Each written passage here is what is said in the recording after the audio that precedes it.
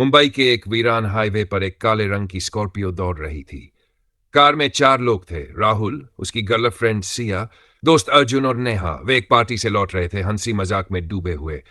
भाई, ये शॉर्टकट सही रहेगा ना? अर्जुन ने ड्राइवर सीट पर बैठे राहुल से पूछा।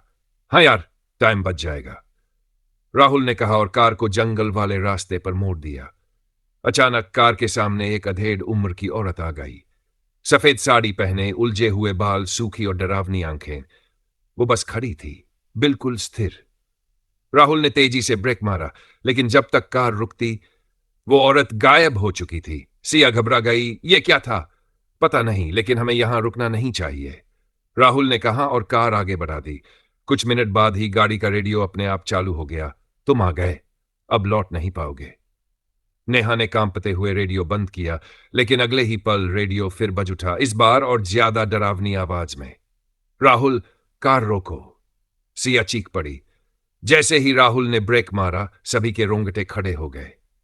कार के शीशों पर खूनी हाथों के निशान उभर आए थे। अर्जुन ने कांपती आवाज में कहा, हमें यहां से निकलना होगा। राहुल ने पूरी ताकत से कार स्टार्ट करने की कोशिश की, लेकिन इंजन बंद हो चुका था। तभी पीछे से किसी के पैरों की घसीटने की आवाज आई।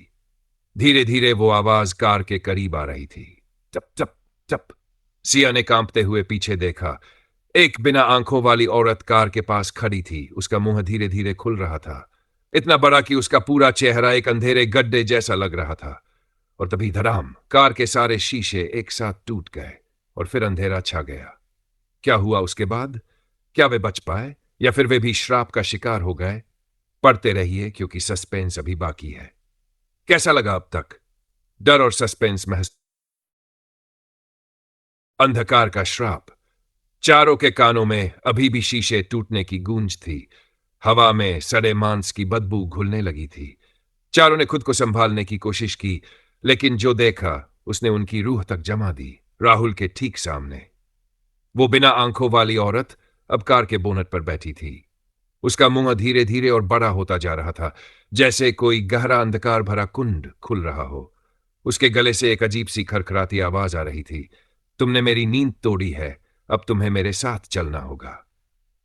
अचानक अर्जुन ने हिम्मत जुटाकर डैशबोर्ड से टॉर्च निकाली और उस औरत पर रोशनी डाल दी।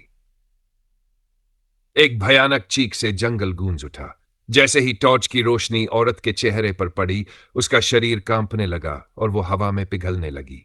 राहुल, गाड़ी स्टार्ट करो, नेहा चिल्लाई।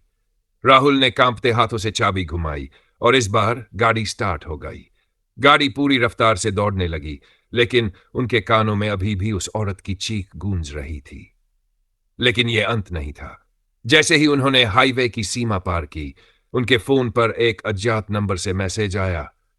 तुम बच नहीं सकते, मैं तुम्हारे पीछे हूं। सिया ने कांपते हुए पीछे देखा। रात के अंधेरे में एक परछाई उन्हीं की स्पीड में दौड़ रही थी। क्या वे इस श्राप से बच पाएंगे, या कुछ और भयानक होने वाला है? से भाग रही थी, लेकिन पीछे दौड़ती परछाई भी उसी स्पीड में थी। असंभव। राहुल, तेज चला, वो हमारे पीछे पीछे आ रही है।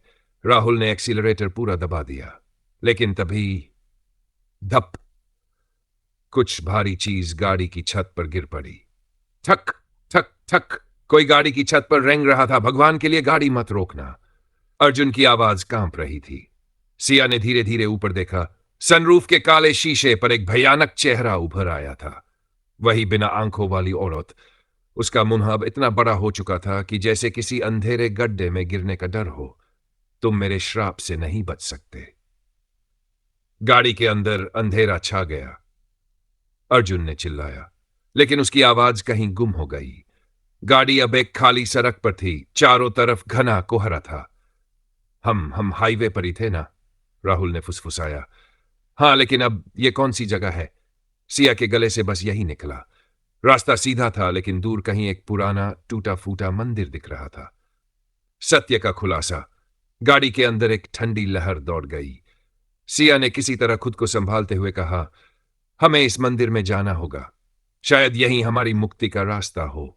चारों गाड़ी से उतरे। जैसे ही उन्होंने मंदिर का पहला कदम रखा, आ गई हो। पीछे से एक बूढ़े साधु की आवाज आई। उसकी सफेद दाढ़ी थी, आंखों में गहरा दर्द था। बाबा, प्लीज हमारी मदद करे। सिया गिड़गिड़ाई। बाबा ने गहरी सांस ली और बोले, तुम लोग उसी श्रापित रास्ते से गुजरे हो जहां वर्षों पहले एक निर्दोष औरत को जलाकर मार दिया गया था। उसकी आत्मा अभी भी बदला चाहती है, लेकिन एक भयानक सच सामने आया। पर वो औरत हमें क्यों मारना चाहती है? अर्जुन ने कांपते हुए पूछा। बाबा ने गहरी नजर से उनकी तरफ देखा और बोले, क्योंकि तुम में से एक ने उसके साथ धोखा किया है और वो उसे ही मारना चाहती है। चारों एक दूसरे को देखने लगे। क्या? पर हम में से कौन? नेहा ने हड़बड़ाते हुए कहा।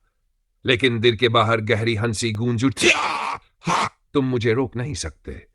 दरवाजे के बाहर वही बिना आंखों वाली औरत खड़ी थी, लेकिन इस बार उसका चेहरा किसी की शक्ल में बदल रहा था। किसकी शक्ल?